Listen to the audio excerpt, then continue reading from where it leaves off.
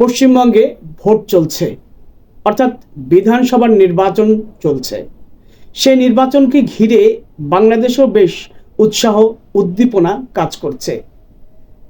অর্থাৎ পশ্চিমবঙ্গের মসনদে কে বসতে চাচ্ছে, কার বিজয় হবে, উগ্র হিন্দুত্ববাদের নাকি তৃণমূলের? অর্থাৎ কংগ্রেস যে একটি উগ্র হিন্দুত্ববাদ এটা সবাই জানে।